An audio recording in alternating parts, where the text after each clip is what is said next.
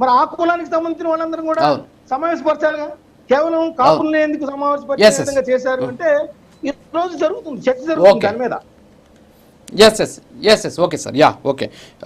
Yeah Vijay Kiran garu, మీకు ఒక చిన్న బైట్ విన్న తర్వాత మనం రియాక్ట్ అవుదాం. సార్, తోట త్రిమూర్తులు గారు బయట ఒకసారి దీనికి ఆన్సర్ చేయాలి, మీరు వినండి ఒకసారి. యా, జగన్మోహన్ రెడ్డి అక్కడ నుంచి వచ్చి రావాలని అన్నారు కదా, నేను ఇవాళ చెప్తున్నాను మీ అందరి సాక్షిగాని, ఒక్క మాట కూడా మళ్ళీ దీంట్లో నుంచి వెనక్కి ఒక అంగుళం కూడా నేను ఎమ్మెల్సీ పదవికి రాజీనామా చేసి కాకినాడ రూరల్ నియోజకవర్గం నుంచి ఇండిపెండెంట్గా పోటీ చేస్తాను. అతన్ని ఎమ్మెల్యే పదవికి రాజీనామా చేసి రమ్మని పోటీ చేద్దాం. ఎస్, నేను దానికి కట్టుబడి ఉన్నా. Yeah right. Yes yeah Vijay Kiran garu, Thota త్రిమూర్తులు గారు మాట్లాడారు. ఎమ్మెల్సీగా రాజీనామా చేసి నేను పోటీ చేస్తాను కాకినాడ రూరల్ నుంచి. అయితే ఇక్కడ ఒక పదం వాడారు ఆయన, ఏంటి అంటే ఇండిపెండెంట్గా పోటీ చేస్తాను నేను. వైఎస్ఆర్ కాంగ్రెస్ పార్టీకి సంబంధించిన నాయకుడు, వైఎస్ఆర్ కాంగ్రెస్ పార్టీకి సంబంధించి ఒక సమావేశంలో నేను లీడ్ చేసినటువంటి వ్యక్తి, ఆయన ఇక్కడ ఇండిపెండెంట్గా పోటీ చేస్తాను అంటున్నారు. సో ఇక్కడే నాకు డౌట్ వచ్చింది.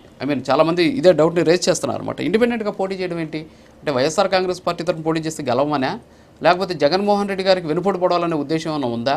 ఎందుకని ఆయన ఆ వ్యాఖ్యలు చేశారు? సార్, మీకు క్లియర్గా నేను ఇందాక మీరు ఒక పాయింట్ చెప్పారు, ఆ మీటింగ్ పెట్టిన దేనికోసం అనేటువంటి అంశంలో క్లియర్గా వాళ్ళకు ఒక అంశం అయితే క్లారిటీ ఉంది. వైఎస్ఆర్ కాంగ్రెస్ పార్టీ ప్రజల విశ్వాసాన్ని కోల్పోయింది.